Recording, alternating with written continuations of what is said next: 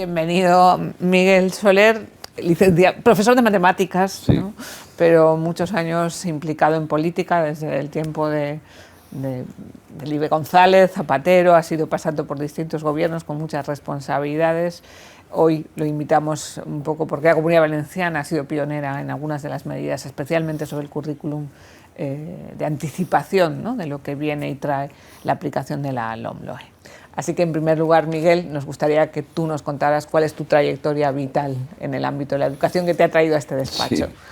Bueno, pues son 45 años trabajando en educación, y aunque hacías referencia a la formación profesional, la verdad es que mi primera etapa en el Ministerio, que fue del 92 al 96, fue de director del Centro de Desarrollo Curricular. O sea, que estamos hablando de las cajas rojas que se hicieron, digamos, de infantil, primaria, secundaria, bachillerato, que bueno, fue la puesta en marcha del desarrollo curricular que se derivaba de la LOCSE, ¿no? Y desde entonces, bueno, tras previamente, evidentemente, haber estado 10 años dando clase de matemáticas en diferentes institutos de la Comunidad Valenciana, que es mi formación inicial. Y bueno, pues la verdad es que tanto la primera época ministerial, digamos, del 92 al 96, como después también aquí en la Comunidad Valenciana, la Generalitat. Después fue cuando volví en el 2004, estuve del 2004 al 2008 de director de la Alta Inspección del Estado aquí en la Comunidad Valenciana, y ya fue en el 2008 cuando me incorporé como director general de formación profesional en el Ministerio.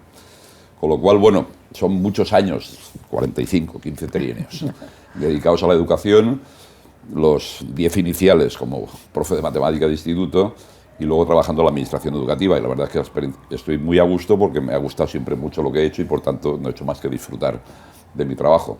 Aunque se le dedican muchas horas, pero se dedican a gusto cuando haces cosas que crees que merecen la pena, ¿no? Y la verdad es que un poco mirando hacia esos 15 trienios, pues te permiten también algo que creo que sería fundamental en cualquier ámbito de la vida, y es intentar tener una visión de conjunto de los temas, ¿no? No centrarte solo, digamos, en la especialidad que llevas en un momento determinado o en el trabajo concreto que estás desarrollando en un puesto concreto, ¿no? Y estos 6 últimos años, que estoy como secretario autonómico de Educación y Formación Profesional, pues la verdad es que es el momento en el que tienes una visión más, obligatoriamente, más de conjunto del sistema educativo, porque aquí ya no es ni FP ni currículum, es infantil, primaria, secundaria, bachillerato, FP, la legislatura pasada también universidades, y eso te obliga, digamos, a necesariamente mirar cualquier toma de decisiones, las implicaciones que tiene en todos los sectores. Y también la necesidad de que siempre hay que hablar, pues eso, con toda la comunidad educativa, pero en serio, y escuchar mucho, intentar siempre el máximo consenso posible, y después, sobre todo, explicar las decisiones tomadas, ¿no? Pues después de escuchar a todo el mundo y de hacer tal propuesta, hemos tomado tal decisión por este y por este motivo, ¿no? A veces, lógicamente, se comparten, a veces no, pero que creo que es fundamental. Que desde cualquier puesto de responsabilidad yo creo que tenemos la obligación de dar la cara siempre, de explicar las cosas, y además yo estoy convencido que no solo que es un requisito, sino que funciona bien, porque incluso he tenido muchas experiencias de debate con personas que no están de acuerdo con una decisión determinada, pero al menos cuando explicas los motivos de la decisión, al menos entienden el motivo, aunque no compartan, digamos, la toma de decisión. Yo creo que eso sería aplicable a cualquier trabajo, pero que creo que en educación es una necesidad, porque son sectores muy distintos, ¿no? Las familias tienen una visión de las cosas, el alumnado otras, el profesorado otras, el personal de administración y servicio también otras, y con lo cual es imprescindible el escuchar a todos y poder ver a partir de ahí cualquier decisión. Por ejemplo, la pandemia aún se ha agudizado más ese proceso, ¿no? Sí, te iba a preguntarte, ¿no? Sí. La verdad es que los 2 últimos años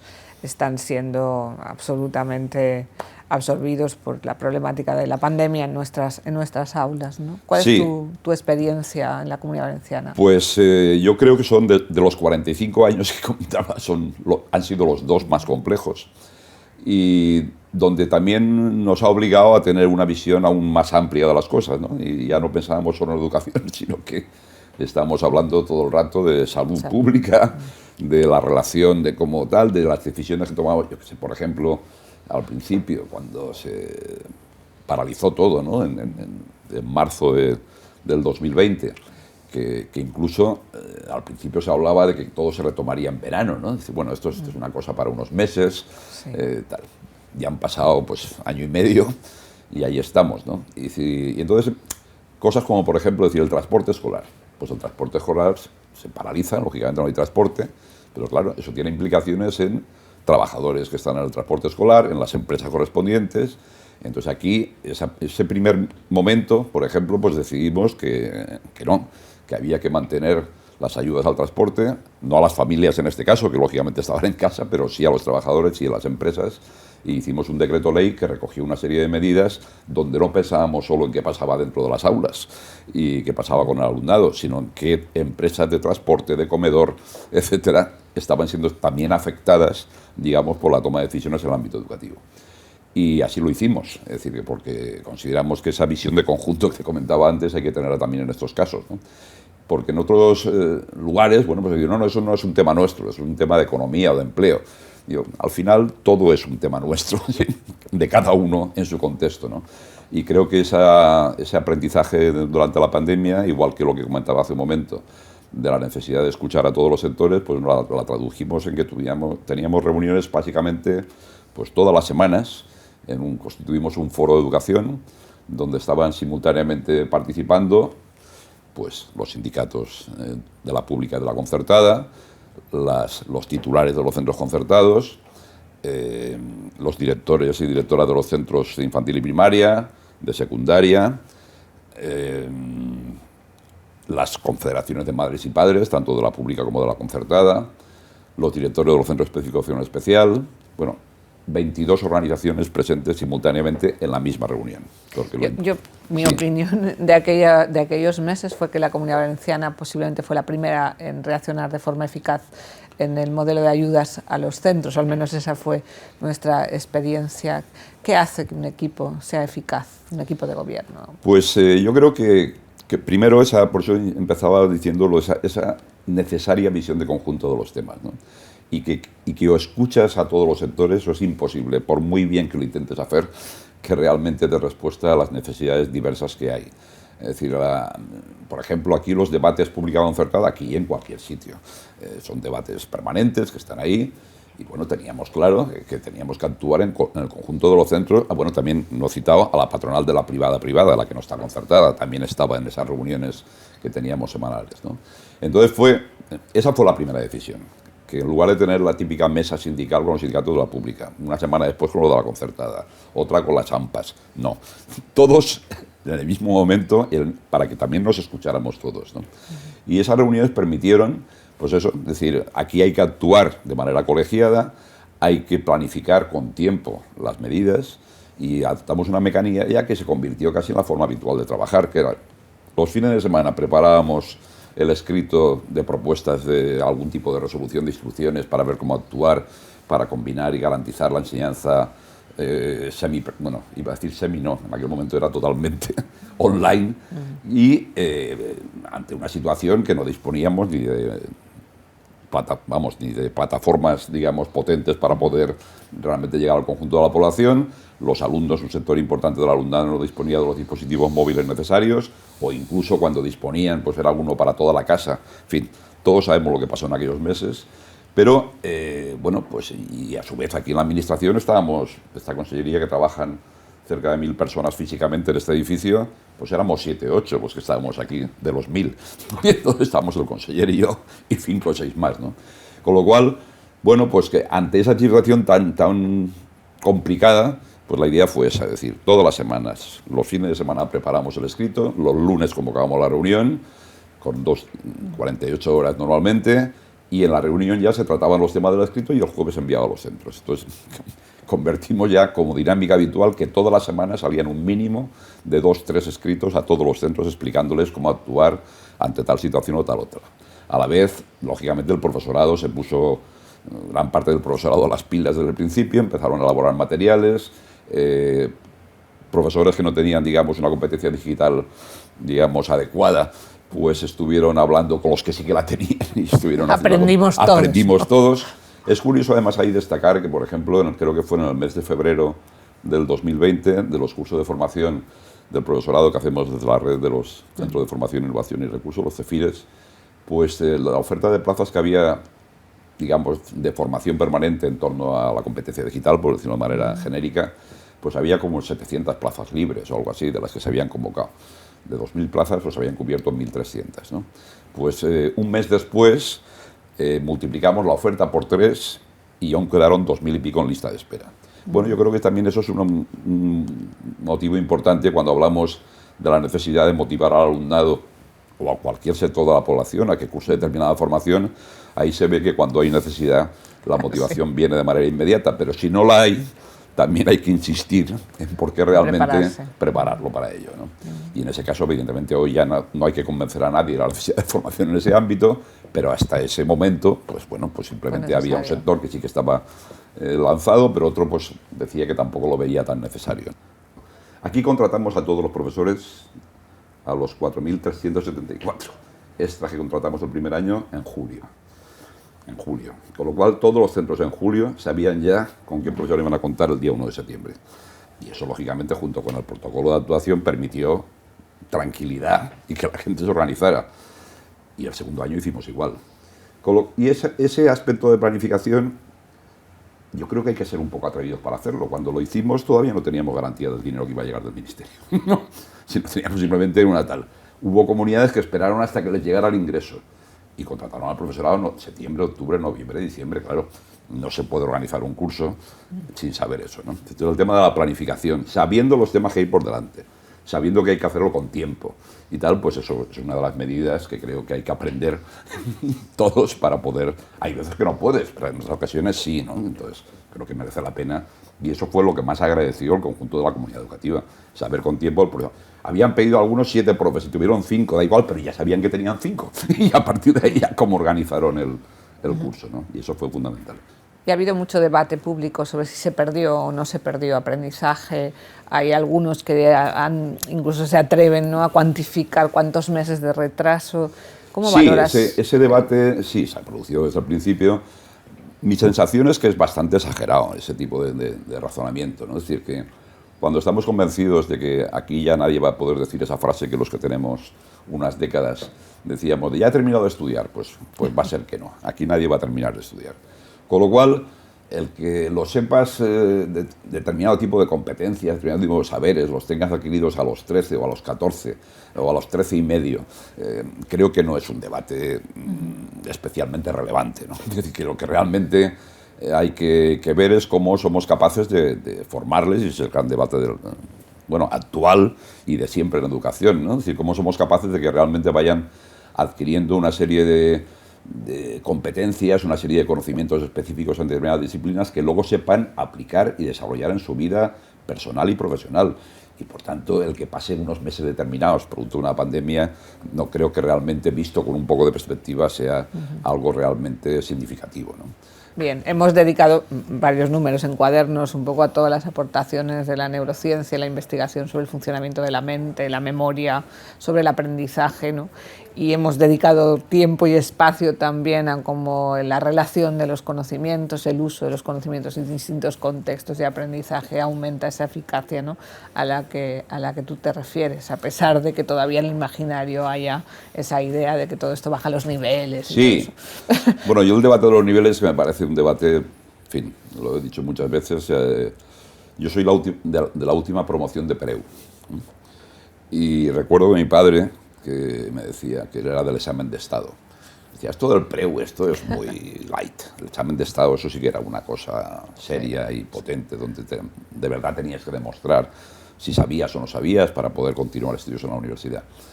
Después del Preu vino el COU, que era mucho más light todavía, y después el bachillerato es mucho más todavía. Y tal. No, es curioso, ¿no?, cómo la humanidad es capaz de avanzar en todos los ámbitos de conocimiento, a pesar de que cada generación sabe menos que la anterior.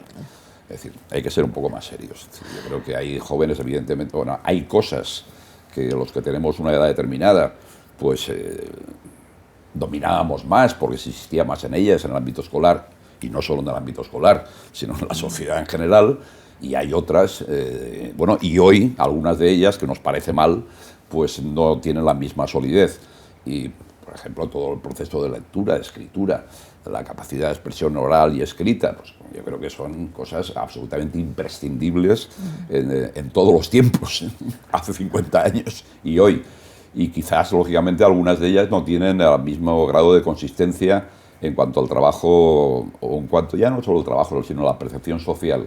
Y eso mismo hay que aplicarlo a las matemáticas, a la historia, a la geografía, a la física, a la química, a todas las disciplinas y a todos los ámbitos del conocimiento. Con lo cual, el debatir, si saben más o menos que se baja el nivel, me parece un poco un debate histórico, pues hacía referencia a mi padre hace muchos años, y poco útil, ¿no? Que realmente lo que habrá que pensar es que necesitan los jóvenes para su presente y su futuro, no para nuestro pasado. La otra parte que sería la más relevante, que es que de verdad seamos capaces de poner en negrita y subrayados y en mayúsculas aquellos que pensamos que son aprendizajes absolutamente imprescindibles para toda la población.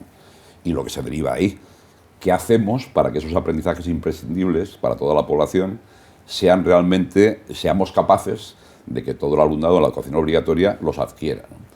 Y ahí yo utilicé una vez en algún artículo el concepto de renta cultural básica, es decir, cómo garantizamos una renta cultural básica a toda la población escolar. Hay quien lo ha interpretado como una cosa pequeñita, mínima, no. Cuando hablamos de básica, yo al menos cuando hablo de renta cultural básica, cuando hablo de aprendizajes imprescindibles, no es hacer una lista pequeñita, sino simplemente que seamos capaces de poner negro sobre blanco lo que realmente pensamos que es algo que tenemos que garantizar a toda la población. Y que si no lo conseguimos hay que insistir y hay que hacer actividades de refuerzo y hay que hacer apoyos específicos y que en cambio hay otras cosas que iremos aprendiendo a lo largo de la vida, que, bueno, iremos no, es que de hecho las vamos a ver en la vida en diferentes contextos, no se aprende solo dentro del sistema educativo, dentro del ámbito escolar. De alguna manera lo hemos hecho un poco en la pandemia, ¿no? Yo creo que todos los profesores hicimos un esfuerzo de buscar lo esencial, porque claro, había tantos condicionantes que había que garantizar aquello que consideramos más importante. Fíjate, esa reflexión, que sí, que efectivamente creo que es una de las cosas positivas que hay que sacar de la pandemia, de ya que no me da tiempo a trabajarlo todo, por así decirlo, voy a seleccionar lo realmente importante. Eso deberíamos hacerlo siempre, no para hacer solo eso, pero sí para garantizar que eso siempre está. Es decir, no puede ser.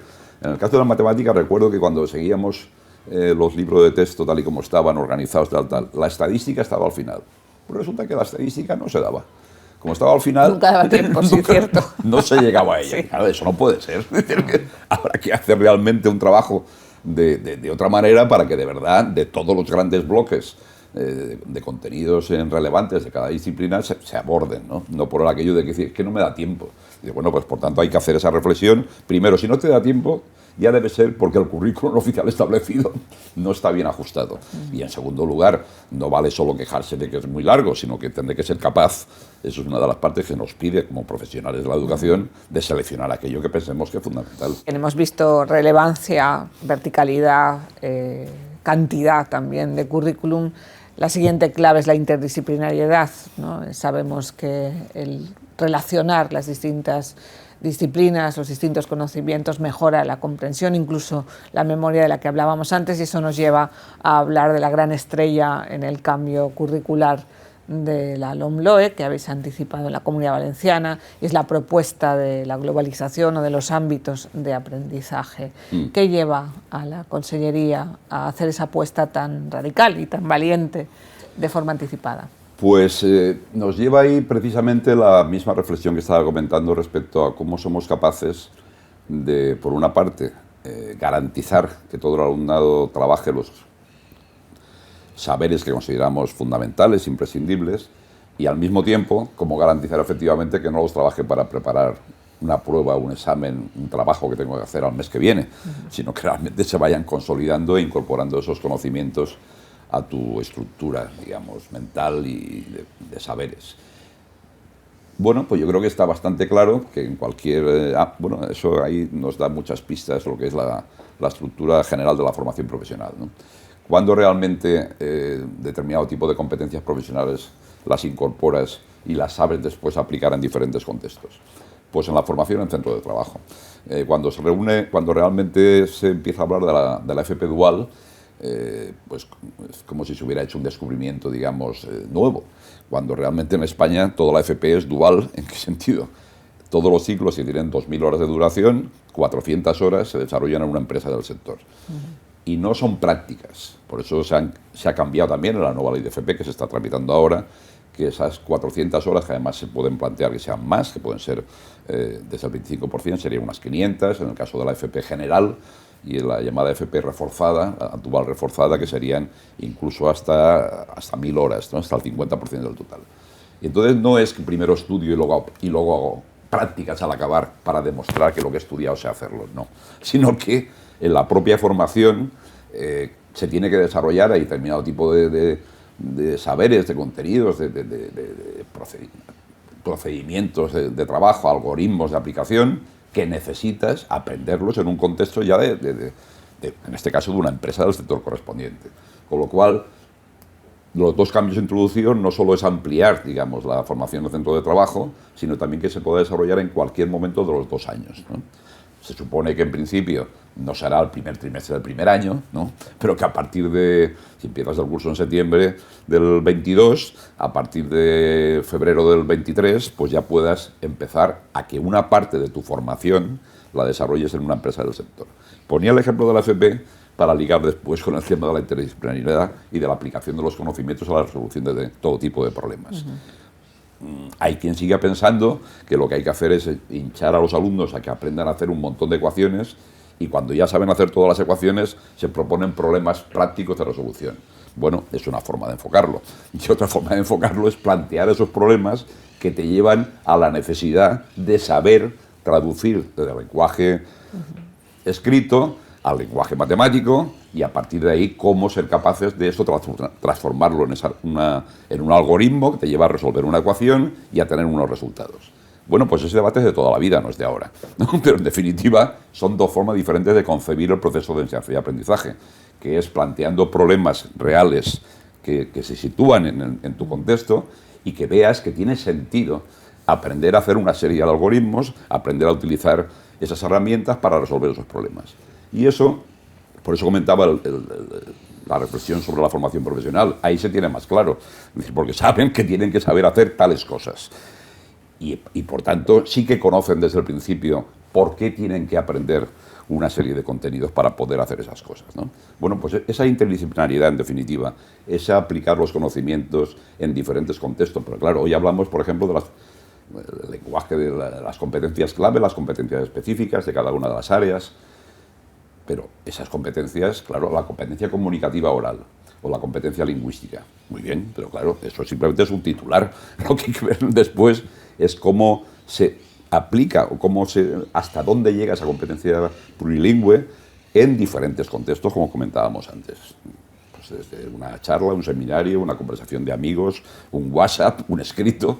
Bueno, pues eso, en definitiva, eso se adquiere y se desarrolla toda la vida, porque toda la vida vamos a estar utilizándola de una manera o de otra. Pues, por tanto, ¿cómo lo hacemos en el sistema educativo para que realmente esos aprendizajes vayan consolidándose? Bueno, pues yo creo que está también bastante demostrado que no se actúa mejor cuando hay 10 profesores diferentes, cada uno con su trabajo diferenciado en su aula. Cualquier proyecto interdisciplinar provoca varias cosas. Por una parte, fuerza, en el mejor sentido de la palabra, al trabajo colaborativo del profesorado para plantear proyectos que permitan de verdad desarrollar y aplicar diferentes saberes. Por otra parte, el alumnado se motiva mejor en el sentido de entender que lo que está estudiando sirve para resolver cosas concretas o que le responden a necesidades reales que conoce. Y por otra parte también conseguimos que exista una visión más de conjunto de lo que es la formación, que la formación en ningún ámbito de la vida está parcelada a trocitos. Lo que existe es una necesidad de conocimiento de una serie de temas que hoy son relevantes y por eso se habla de combinar esas competencias clave con los retos del siglo XXI. Cuando estábamos hablando del currículum de la LOCSE en el año 90 o de la LOE o de la tal, pues hay ciertas cosas, bueno, por no existía en Internet, con perdón, y algún cambio ha supuesto en la vida en cuanto a muchas cosas, ¿no? Con lo cual debemos ser conscientes. Bueno, hoy alguien cuestiona, bueno, aún hay quien lo cuestiona, el tema del cambio climático y todo lo que supone. Bueno, pues no solamente supone saber que existe, sino a ver qué factores inciden en que se esté produciendo esa crisis climática. ¿Qué factores podemos aplicar de manera individual? Qué actuaciones debemos aplicar de manera individual y colectiva para que eso no ocurra. Y eso, lógicamente, requiere una serie de conocimientos específicos, las implicaciones que tiene en la vida, el relato que supone la alteración de una serie de cuestiones en todos los demás ámbitos, y además no solamente es un tema de estudiarlo, sino que actuemos después. Y cómo además actuar como población, individualmente, con una serie de responsabilidades propias y colectivamente para poder hacerlo efectivo, pues eso tiene que estar presente en el currículum escolar. Y eso no es una tarea de una disciplina concreta. Y por mucho que se explique muy bien en cada una de las disciplinas, o hay proyectos que de verdad favorecen ese trabajo en común, o no se adquiere, digamos, con la misma dimensión. No estoy diciendo que la suma de 10 profesores individuales muy buenos no dé buenos resultados, pero si encima de ser 10 y muy buenos trabajan en común, no hay ninguna duda de que el resultado será todavía mucho mejor. Entonces, ese es un poco el planteamiento de los ámbitos, es decir, de qué manera podemos ser capaces de que los proyectos... Bueno, aquí hasta ahora que teníamos, digamos, equivalente a eso, los proyectos interdisciplinares, pues, ¿qué hicimos en el decreto de currículum nada más que llegamos en el año 2015 al gobierno de la Generalitat? Pues en el mismo verano del 15, un decreto que batió el récord Guinness de tiempo de publicación, porque lo hicimos en verano y se publicó en septiembre, cuando normalmente cuestan 6 meses de publicar, que fue introducir que todos los centros en secundaria tuvieran que desarrollar un proyecto interdisciplinar. Y bueno, y figuraba una parte del horario dedicada a ello. A partir de ahí ha habido centros que han hecho cosas muy interesantes, otros que no acababan de ver. Bueno, en fin, hay de todo como siempre en cualquier iniciativa de este tipo. Pero ya se empezó a plantear esa necesidad o un espacio, con un espacio horario determinado para poder desarrollar ese tipo de proyectos conjuntos. A pesar de eso, pues como era una materia, digamos un espacio optativo para organizar, pues no siempre ha tenido la misma dimensión. Cuando la LOE, y la LONCE también permitía la posibilidad de que se organizara por ámbito la enseñanza en primero de la ESO, en primero y secundaria obligatoria, algunos centros se animaron y estaban ya desarrollando proyectos en esa dirección. Bueno, pues analizamos la experiencia de esos centros, los resultados que estaban teniendo, y bueno, en general eran resultados positivos, y con la pandemia, pues bueno, pues surge esa necesidad de selección de los aprendizajes fundamentales, pero al mismo tiempo también el cómo facilitar ese trabajo en equipo del profesorado y con el alumnado. Y bueno, pues lanzamos que para ese año, que eso fue el curso 2021, ¿no?, se implantara en todos los primeros de secundaria obligatoria la estructura por ámbitos de una parte del currículum escolar. Y ahí vino también el primer debate. ¿Y qué ámbitos? ¿Qué experiencia tenemos previa? La experiencia que tenemos previa son los programas de diversificación curricular, o después como se llamaron los PEMAR, pero vamos, que era la misma estructura en cuanto a configuración, que estaban en unos ámbitos predeterminados, ¿no?, el ámbito lingüístico-social, el ámbito científico-tecnológico, etc. Y pensamos que, bueno, que esa es una agrupación, digamos, que es la que sale de manera más natural por la propia configuración de las disciplinas que lo conforman. Pero pensamos que tampoco era necesariamente esa. Y precisamente por eso dejamos libertad a los centros para que eligieran las parejas o tríos que consideraran más adecuados para poder formularlos. La mayoría, como es normal, pues se fueron a los clásicos para entendernos, porque es donde había más experiencia previa y donde se supone que hay más saberes compartidos, etc. Pero otros centros han optado por otro tipo de combinaciones. Y bueno, pues eso que se hizo para ese curso 2021, producto de la pandemia, como el curso siguiente, el Ministerio de Educación también, la normativa que se publicó en el marco del estado de alarma, que se podían seguir regulando situaciones del currículum de estas características, pues optamos por mantenerlo también para el curso 21-22, el curso actual, y que nuestra idea es que en el próximo decreto de currículum mantenerlo también con carácter definitivo en todo primero de secundaria obligatoria. Primero de secundaria obligatoria con esas características que habrá que ir... Estamos analizando y estudiando la experiencia de los centros, donde hay diferentes fórmulas de trabajo.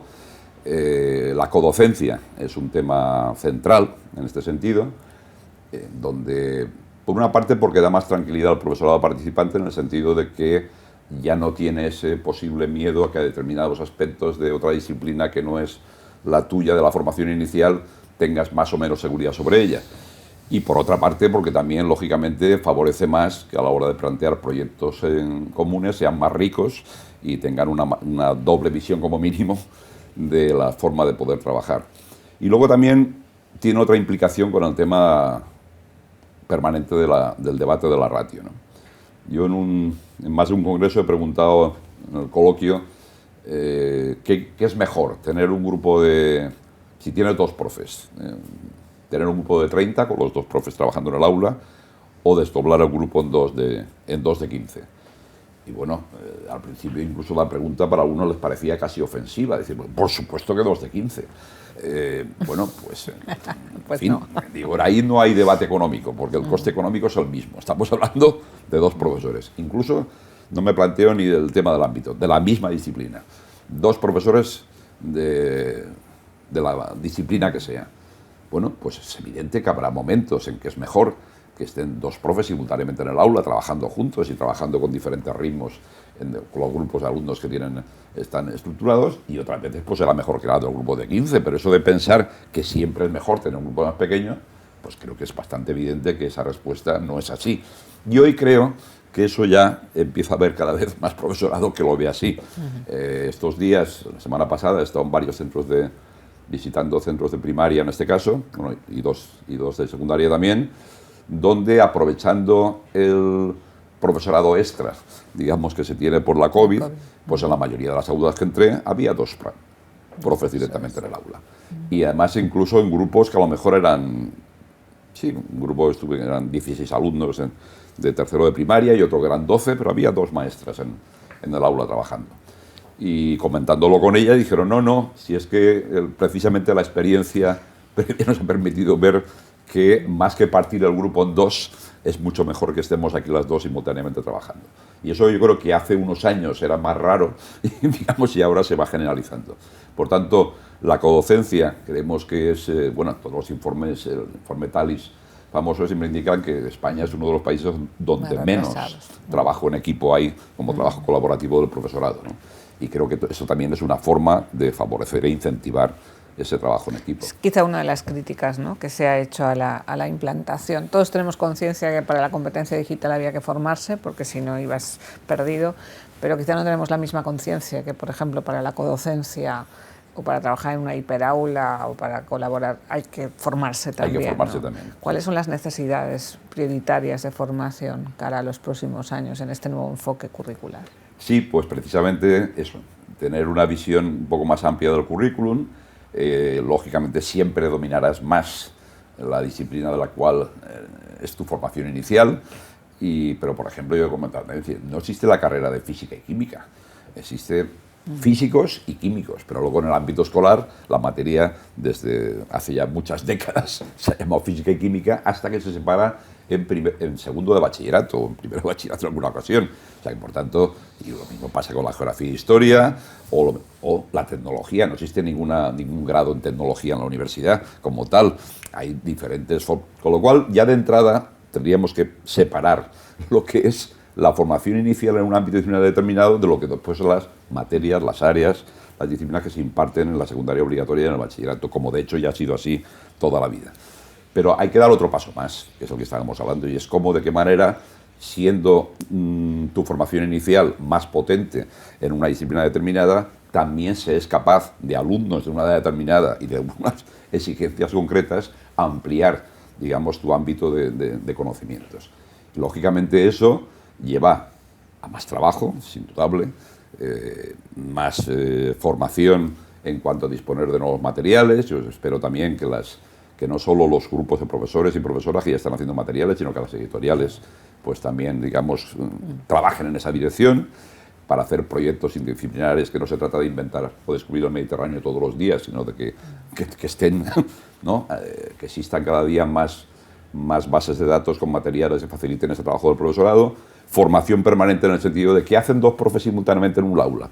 No se trata de que ahora habla uno y después habla otro, sino que están trabajando con diferentes grupos, con diferentes ritmos de aprendizaje. Esto hay mucho profesorado que lo viene haciendo ya muchos años, ¿no? Pues se trata también de ese tipo de experiencias, pues poder generalizarlas. Ahora también hemos puesto en marcha un programa que se llama IMOUTE, que en definitiva son pues lo que hacemos con los Erasmus, que un centro se va a Francia, Inglaterra, Alemania y tal, pues poder hacerlo con el centro que está a 500 metros o a 10 kilómetros, en fin.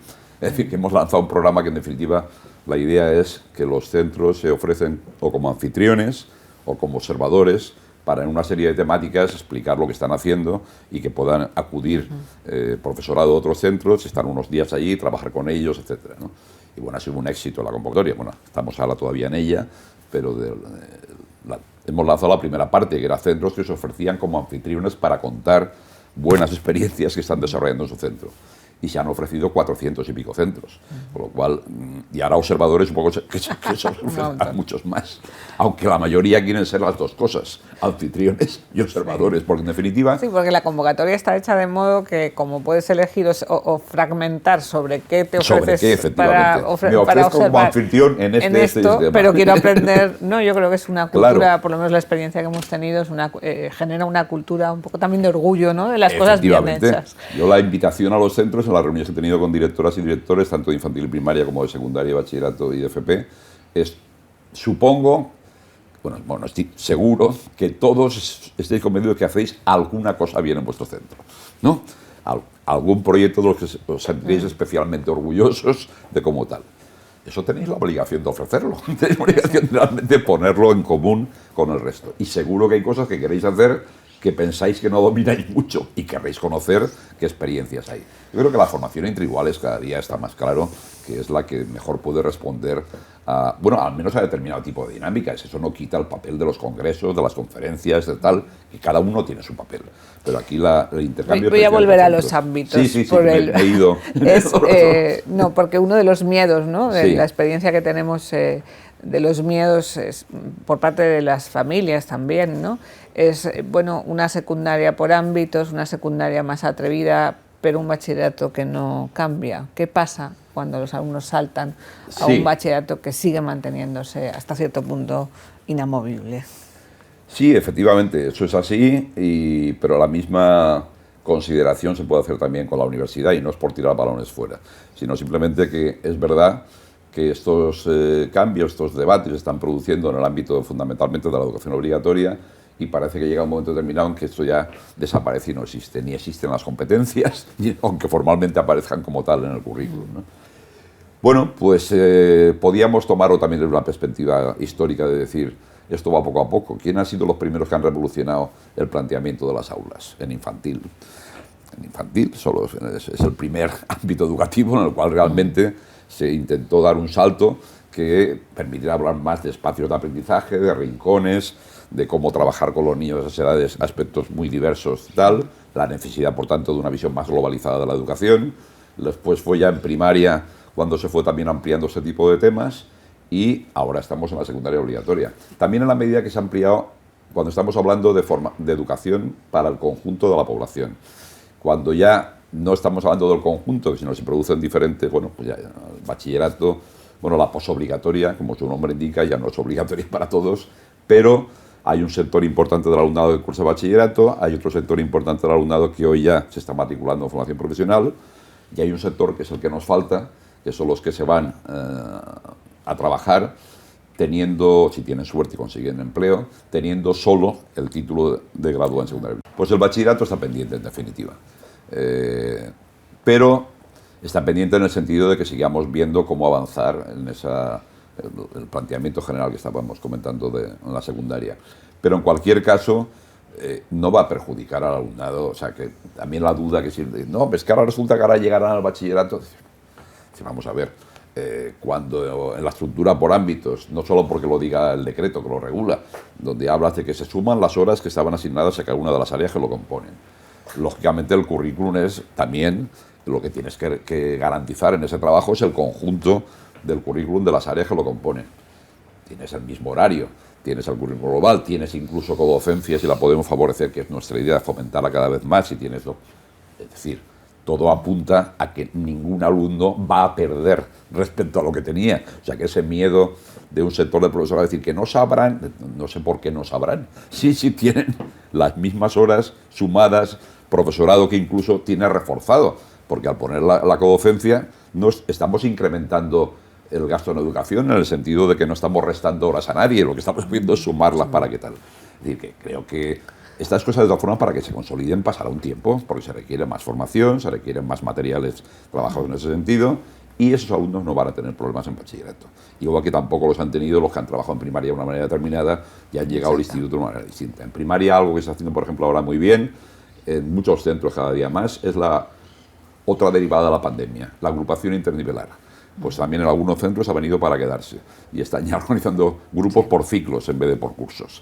Y eso, bueno, pues también tiene otro reto que está ahí, y alguien también lo veía como que no había más remedio por la pandemia. No, es que es una opción de agrupación diferente, que hasta ahora la única experiencia, lógicamente, era la zona rural por motivos obvios, pero aquí se está haciendo en algunos centros de las ciudades que están eso, en vez de tener un grupo de primero de primaria y otro de segundo, pues tienen grupos de ciclo, ¿no? Porque también le están sacando mayor partido. Pues eso mismo se plantea a ese nivel. Y la última dificultad que me gustaría abordar es la dificultad de la evaluación del ámbito, que es algo que los profesores nos plantean, porque si apostamos por los ámbitos se mantiene la calificación disciplinar y taca esta especie de maldición que en cada comunidad autónoma tiene un nombre griego estupendo, pero al final es verdad que se impone una especie de corsé a la hora de calificar, no tanto de la evaluación del aprendizaje, que creo que la apuesta por ámbitos nos lleva a otro modelo, pero luego hay que calificar y la calificación sigue siendo disciplinar.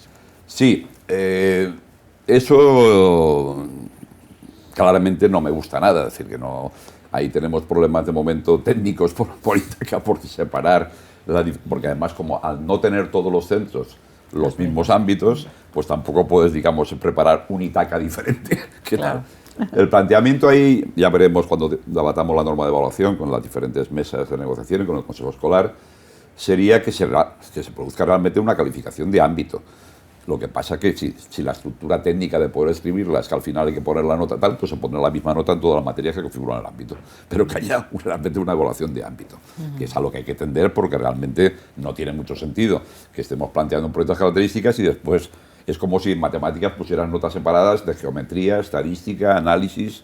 No, se pone una nota de matemáticas, pues aquí igual se pone una nota global del ámbito. Entonces, bueno, si mientras las aplicaciones informáticas no nos dan una solución, pues hay una forma fácil de traducirlo, que si tú has sacado un 7 en el ámbito, pues pones un 7 en cada una de las materias que lo componen. Y ya está, tampoco tiene mayor dificultad si se tiene claro. En cualquier caso, se acaba de aprobar en estos días el decreto de evaluación. Sí. Hay algunas críticas de que esto de las repeticiones y de prohibir repetir, y, en fin, que parece que va a romper la cultura del esfuerzo. ¿Cómo valorarías esta especie de...? Vamos a verla.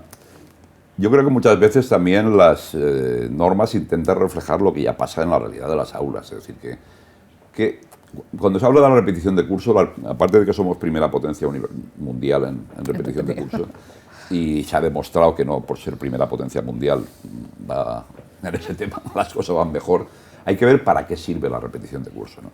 Y entonces, pues yo creo que está bastante contrastado. Es decir, para más allá de la duda de un sector del profesorado de decir, oye, si este alumno sabe que no va a repetir, pues igual no hace nada en todo el año. Pero es que eso está pasando hoy porque no se puede repetir 2 veces el mismo curso. Yo en BUP tenía tripitidores que, aparte de tripitir, con perdón, no hacían nada más, simplemente se iban, ¿no? Al acabar el tercer año que hacían. Cumplían la edad. Claro, cumplían la edad y se iban. Bueno, entonces nadie defiende que se tripita curso que yo sepa. Vale, entonces si estamos hablando de que solo se puede repetir un curso, bueno, se puede cursar primero de secundaria obligatoria 2 años, ¿qué pasa al segundo año? Ahí el alumnado, desde el día 1 del segundo año, sabe ya que haga lo que haga, al año siguiente va a pasar al segundo. Con lo cual, esa duda de decir si saben que la repetición es una medida extraordinaria, excepcional, etcétera, la tenemos hoy con todos los que han repetido un curso. ¿Y qué ocurre? Que muchas veces ese alumnado, cuando acaba el segundo año, segunda vez que hace primero de la ESO, está peor que un año antes. Con lo cual, eso es una realidad, eso no es una teoría, que está más que contrastada. ¿Para quién sirve la repetición? Pues fundamentalmente para un sector del alumnado que o bien ha tenido un año muy especial por algún motivo, digamos, externo al centro, por su propia situación personal, etcétera, y sí, o que un año determinado por algún motivo ha requerido un poco más de tiempo para consolidar determinados aprendizajes. Para ese colectivo. Para el resto está demostrado que no sirve. No sirve en el sentido de que no solamente no provoca una mejora de los aprendizajes, sino que además está peor al año siguiente. Y cumple los 16 y se va. Y eso está contrastado.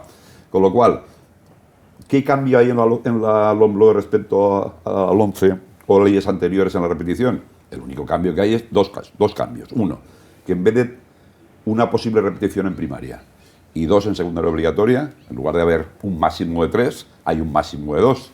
Eso es respecto a 10 años de escolarización. Por tanto, situémoslo ahí. Segundo cambio. ¿Qué ha dicho la legislación anterior? La 11, que es de la que partimos ahora, la norma de evaluación, que con 3 asignaturas se puede pasar de curso siempre y cuando 2 de ellas no sean las instrumentales, de lengua, matemáticas y tal. Vale. Y que con 2, con una y con 2 se pasaba. ¿Qué dice la LOE? Primero, que es una decisión colegiada del equipo de profesores, que ese es el cambio cualitativo fundamental. No es la suma de 10 decisiones individuales, sino que es una decisión colegiada de los 10 profesores y profesoras que impartan clases a ese grupo de alumnos. Segundo, que esa decisión, lo que hay que respetar siempre es que si tiene 1 o 2, promociona al curso siguiente. Si tiene un número distinto, simplemente valorarán cuál es la mejor opción para ese alumno. Con más añadidos. Para acceder a un programa de diversificación curricular ya no te exigen haber repetido curso. ¿Por qué? Porque no se considera que la repetición sea siempre la mejor medida, sino que simplemente sea una opción. Para acceder a un ciclo de grado básico de FP, exactamente lo mismo. Ya no tienes que demostrar que eres el peor de la clase, sino simplemente que se considera que es la mejor opción para poder continuar tu formación y obtener el título de grado en secundaria obligatoria. Con lo cual, cambios producidos, insisto, que pasa de 3 posibles en el conjunto de educación obligatoria a 2, y que es una decisión colegiada del equipo de profesores, que de hecho ya lo era en la mayoría de los casos cuando todos sabemos que la Junta de Evaluación, si al cantar las notas, después de cantarlas, a un alumno le quedan 3, ay, pues este chaval es que la verdad es que va bastante bien, lo que pasa que no sé qué, va, yo que le había puesto un 4, le pongo un 5 para que pase. Pues eso que se hacía y se hace en el día a día, pues es lo que está escrito en la norma, que es que sea de verdad una decisión colegiada. Si nos creemos el currículum competencial, si nos creemos que lo fundamental es que realmente demuestran que van progresando la adquisición de una serie de competencias generales y específicas. ¿Quién puede determinar eso mejor que el equipo de profesores reunido? Porque ninguna de las competencias clave están asociadas exclusivamente a una materia, con lo cual lo normal es que sea un elemento compartido por todos.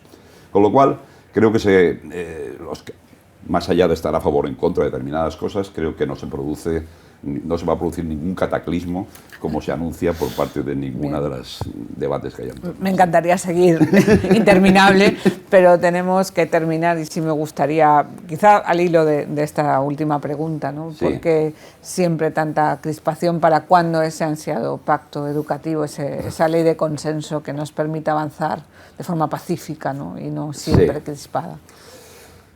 Pues yo he dedicado gran parte de mi vida a trabajar por ello, fundamentalmente en los 4 años últimos en el Ministerio de Educación, del 2008 al 2012, cuando era ministro de Educación Ángel Gabilondo, que me encargó personalmente llevar todo el proceso del pacto, ¿no?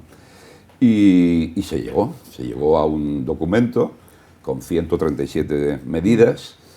Por ahí tengo una caja que lo tengo guardado y en mi ordenador también, que llegamos a acordar la comisión mixta que se formada por el Ministerio de Educación y en este caso representantes del Partido Popular, para propuesta que después había trabajado también en el Consejo Escolar del Estado con todas las organizaciones y con los otros grupos políticos y demás.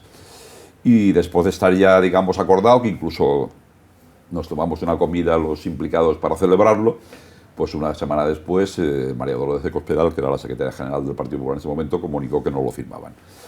Y en la conferencia sectorial de educación posterior que hubo, se expresó, ya se figuran las actas, que era un documento acordado, pero no firmado. Por tanto, demostración de que sí que se puede. Y por eso hacía la referencia a la anécdota. Y en segundo lugar, si no se quiere, si no se quiere por los motivos que sean en cada momento, en aquel momento la explicación política más clara era que como había previsión de posibles elecciones no muy lejanas, y todas las encuestas en la plena crisis del 2008 daban una victoria clara, en este caso al Partido Popular, pues optó por no firmarlo. Pero bueno, en otro momento puede haber sido de otra manera, o sea, por tanto no era poner la carga ahí, sino realmente decir que lo que hay cosas, o sea, cuando hay un debate de una ley de educación y lo que se habla es de si está presente o no está presente la religión, de la educación para la ciudadanía, y que si se repite con 2 o con 3, creo que es una demostración bastante evidente de que no tiene por qué haber diferencias sustanciales en lo que es la estructura general del sistema. Y si hay temas que es imposible llegar a un acuerdo, pues busquemos otra fórmula, que era pactemos los desacuerdos, en el sentido de decir, estas 4 cosas ya sabemos que es imposible llegar a un acuerdo, pero salvaguardemos todo lo demás, que en la práctica se ha producido eso también bastante. Es decir, yo creo que también muchas veces hablamos de no sé cuántas leyes educativas, pero si vamos al fondo, pues veamos también que nos han producido tantos cambios en la estructura general. Desde el año 90, que se amplía la educación obligatoria hasta los 16, con la estructura de la secundaria y con todos los cambios que lleva aparejos consigo hasta la actualidad, en lo que es la parte esencial de la estructura nos han producido grandes cambios en el sistema educativo. Pero los otros no digan que no sean importantes, pero que no son centrales. Con lo cual, respuesta concreta, yo seguiré hasta que me jubile del todo, peleando porque haya un pacto en educación. Si es de Estado, mejor, si no, pues en el ámbito, en este caso, de la Comunidad Valenciana. Y si no somos capaces de llegar al 100%, separemos los 5, 6, 7 temas mejor en acuerdo y acordemos, por tanto, que los otros 93 sí que van a ser estables. Y eso creo que sería una muy buena noticia para el conjunto de la comunidad educativa. Pondría un ejemplo concreto, la concertada. Hoy tenemos una situación que, si no cambia, hay bajada de natalidad general, vamos, que está ahora en los primeros años de infantil, se va a notar después a lo largo de tal. Aprovechemos esa bajada de natalidad para bajar la ratio en todos los niveles y etapas educativas y para mantener la red de centros como está. Entonces, propuesta de pacto en ese ámbito, que se mantenga actualmente toda la red de centros públicos y concertados que hay y aprovechemos la bajada de ratio, la bajada de natalidad para bajar la ratio. Por poner un ejemplo concreto de algo que no nos lleve a discutir cada año si suprimo una unidad aquí, si subo una más aquí, sino que realmente lancemos un mensaje también de tranquilidad al conjunto de la población. Y eso sí, acordemos también en ese mismo PAC que todo el mundo escolariza por igual a todo el alumnado. Y nunca ningún centro pueda seleccionar al alumnado que se matricula, ni público ni concertado. Muy bien, yo lo sancionaría. Muchísimas gracias, Miguel, por la entrevista. Y sabes que siempre Cuadernos está a tu disposición. Gracias a vosotros. Gracias. Wolters Kluwer, innovando juntos.